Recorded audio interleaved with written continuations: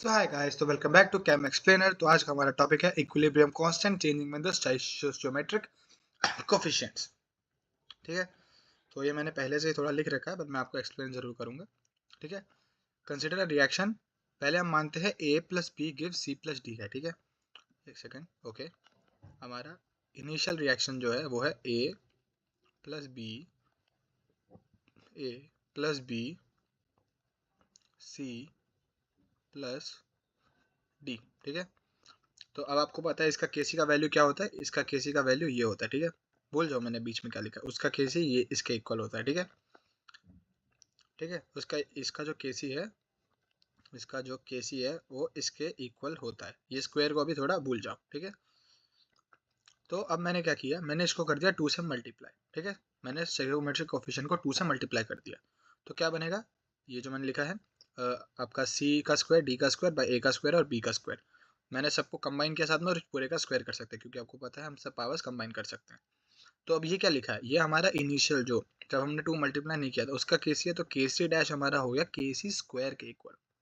अब एक बात बताइए, अब मैं सेम यहाँ पे अगर 3 से मल्टीप्लाई कर देता, यहाँ पे 3 कर देता, यहाँ पे 3 कर देता, यहाँ पे 3 कर देता और यहाँ पे 3 कर देता, तो क्या हो जाता, ये क्यूब हो जाता।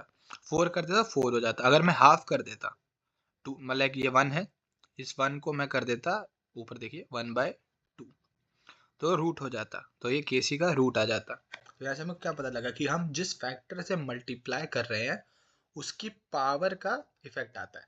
लाइक अगर हम 2 से मल्टीप्लाई कर रहे हैं तो इक्विलिब्रियम कांस्टेंट स्क्वायर हो जाता है, अगर हम उसको हाफ कर दे रहे हैं तो वो स्क्वायर रूट हो जाता है। ठीक है, एंड हमारा अगला point a plus B give c plus G हमारा केसी है। ठीक है, इसको मैंने बोल रखा है ना कि ये हमारा क्या है, केसी है। लेकिन अब मैंने इसको उल्टा कर दिया तो क्या होगा, ये ए बी ऊपर आ गए, सी और डी नीचे आ गए, तो क्या ये 1/KC हो गया। तो केसी डैश हमारा 1/KC होता है जब हम रिएक्शन को उल्टा लिखते हैं। ठीक है, now this is an important part. ठीक है, कि जब हम दो या दो से ज़्यादा रिएक्शंस को कंबाइन करके एक सिंगल रिएक्शन बना रहे हैं तो उसका इक्विलिब्रियम कांस्टेंट क्या होगा। ठीक है, consider a reaction N2 plus O2 gives 2NO, इसका इक्विलिब्रियम कांस्टेंट है K1। 2NO plus Cl2 इसका इक्विलिब्रियम कांस्टेंट है ट्वाइस ऑफ NOCl। ठीक है, इसको मैंने बोल दिया K2। हमारी जो फाइनल रिएक्शन है, ठीक है, ये जो है ये हमारी क्या है, ये हमारी है final reaction. Final final reaction. ठीक है, फाइनल रिएक्शन। ठीक है, तो हमको इन दोनों से ये निकालनी है पहले। तो हमारा दो मेजर स्टेप्स होंगे। पहला स्टेप क्या होगा, सबसे पहले तो ये जो इक्वेशन की बस है उससे हमें इस इक्वेशन तक पहुंचना है। सेकंड स्टेप हम देखेंगे कि इक्विलिब्रियम कांस्टेंट निकालना है तो कैसे निकालेंगे। ठीक है, तो देखो यहाँ पे क्या दिख रहा है, N2 दिख रहा है, O2 दिख रहा है, Cl2 दिख रहा है। Cl2 इस तरफ है तो Cl2 इस तरफ है, तो मतलब कि इन दोनों को हम ऐड ही करेंगे। NO दोनों तरफ नहीं है, और अगर हम ऐड करेंगे तो दो NO प्रोडक्ट है, दो NO रिएक्टेंट है, दोनों एक दूसरे को कट कर देंगे। ठीक है, और फिर 2NaCl बचेगा। तो ये दिखती बात है कि हम इन दोनों को क्या करेंगे, ऐड करेंगे। ठीक है, मैंने दो रिएक्शन दी, हो सकता है तीन हो। ठीक है,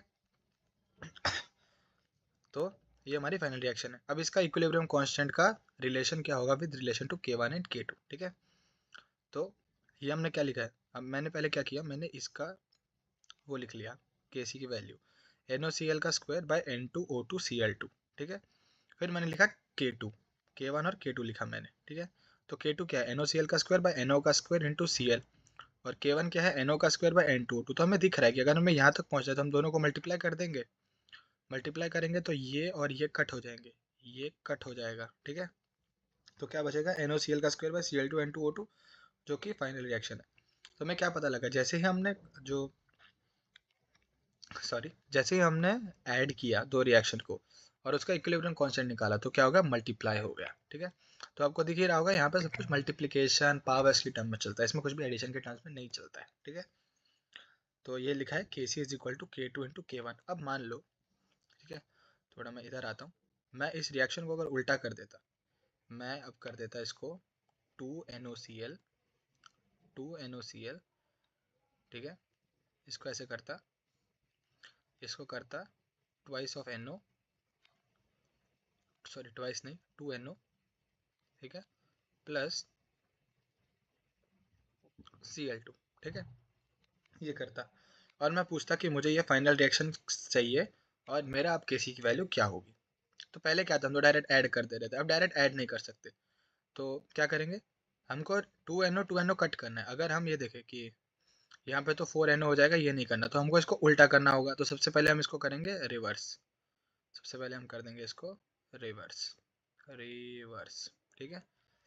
तो रिवर्स करेंगे तो हमारी रिवर्स पे सेम रिएक्शन आ जाएगी, लेकिन जो K2 है वो किस में चेंज हो जाएगा, ये मैंने अभी आपको बताया था, जब रिएक्टर और प्रोडक्ट एक दूसरे, तो ये 1/K2 में चेंज हो जाएगा। और फिर उसके बाद तो सेम प्रोसीजर है, उल्टा किया तो उल्टे के बाद तो हमने सेम ऐड ही किया है, तो ये हो जाएगा हमारा हमारा इसमें क्या आंसर आ जाएगा, K1/K2। अब ऐसा बहुत कुछ हो सकता है। अब आप इसमें बहुत सारे चीज़ें डाल सकते हो, जैसे मान लो, अब मैं मान लो ये हटा देता, ठीक है, मान लो मैं यहाँ से ये 2 हटा रहा हूँ, ठीक है, सॉरी, ठीक है, मान लीजिए मैं यहाँ से ये 2 हटा देता हूँ, फिर ये भी हटा देता हूँ, ठीक है। नहीं, मतलब वो क्वेश्चन इसमें नहीं बन पाएगा, ठीक है।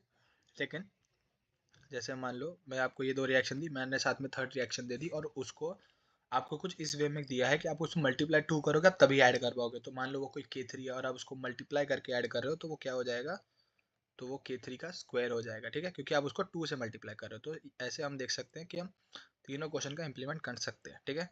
कि ये 2 रिएक्शन है, मैंने एक तीसरी रिएक्शन भी दे दी। फिर आप देख रहे हो कि अगर हमको उसको फाइनल रिएक्शन चाहिए तो हमको उसको 2 से मल्टीप्लाई करना पड़ेगा।